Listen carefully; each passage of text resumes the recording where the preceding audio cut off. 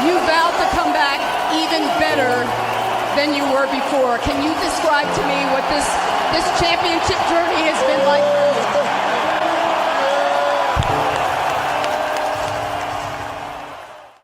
Hello everyone, it's Scott from the Small Ball Podcast, and I have a mini microphone. Today we're doing a deep dive into the 2022-2023 season of Jamal Murray. We're hoping to do just a slew of players throughout this offseason. So, if there's someone you want us to do a deep dive of, leave a comment down below. But for now, let's jump into Jamal Murray. Murray is without a doubt one of the most interesting players to rank in the NBA landscape. A player who will have streaks of inconsistency during the regular season, but has the skill set to be one of the most dominant guards in the game. The 22-23 season was different for Murray. He had finally recovered from an ACL injury that left him out for an entire season and 2 playoff runs.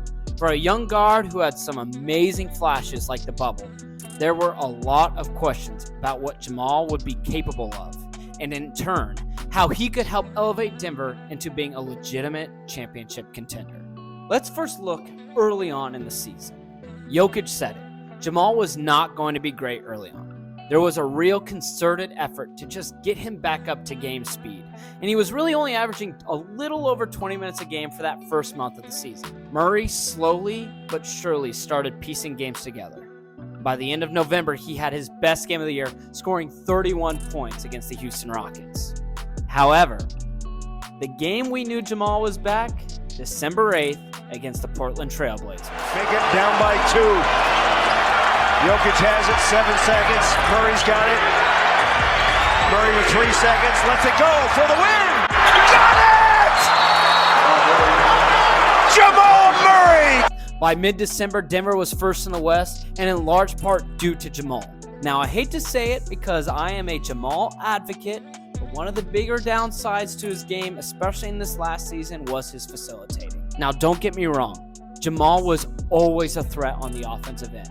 But I do think there could have been more of an emphasis on his playmaking. It didn't matter though, Denver was first in the West. Then we get to probably one of the best parts of the regular season, that stretch in January and February where Jamal quite literally had the earth on fire. He was playing his best basketball.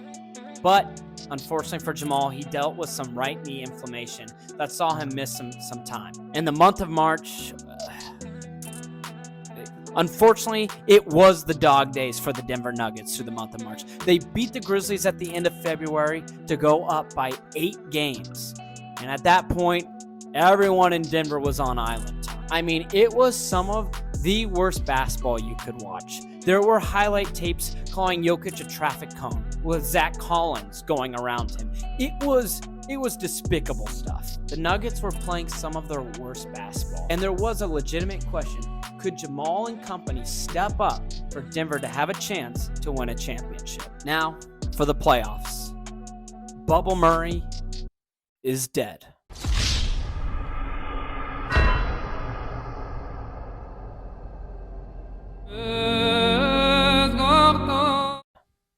And that's because playoff Jamal Murray is alive and well. He is the best playoff riser in the NBA. That's not even being subjective. Statistically, the guy rises to the occasion. He has the best differential between regular season and the playoffs. Playoffs? Don't talk about playoffs. There is no one else who elevates their game like Jamal. Everyone is aware of the scoring increase. But, I mentioned that facilitating in the regular season? Well, let's flip that on its head, a little 180 action, because Jamal Murray was one of the best facilitators throughout the playoffs, and that's including Nikola Jokic. There were just 2 total games in the playoffs where Jamal had less than 5 assists, and one was the drumming against the Phoenix Suns in Game 6. Having Jokic makes a world of difference, but the way Jamal played made it nearly impossible to guard Denver. Oh, would you like to play Jokic one-on-one? Here's some barbecue chicken for you. Barbecue chicken alert! Barbecue chicken alert! Oh, you want to go under the screen and let Jamal be open for 3? Yes, a cup of tea for you, good sir.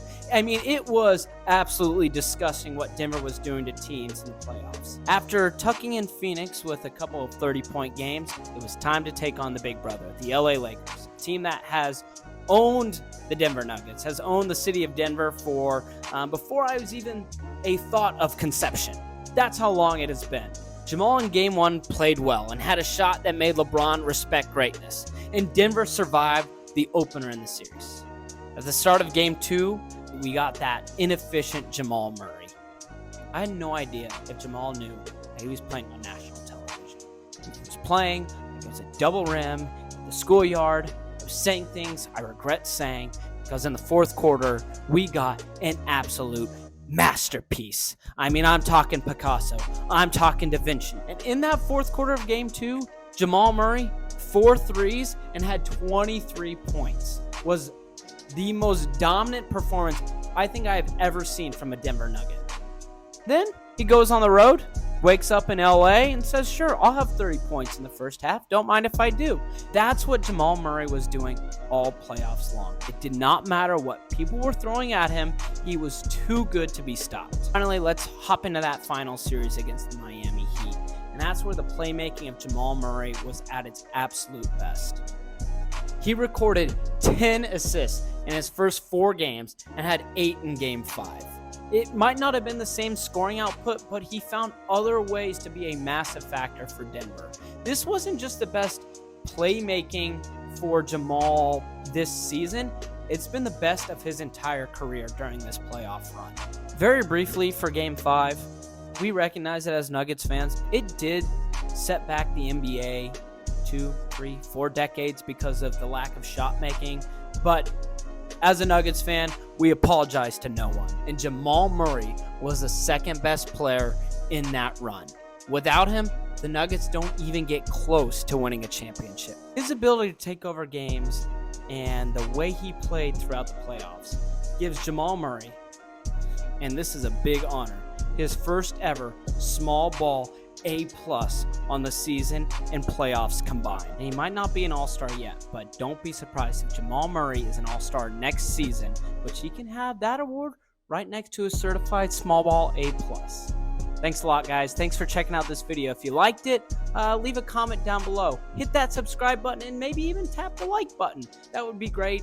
Any suggestions, feedback, or support means the absolute world. Thanks so much. Bye.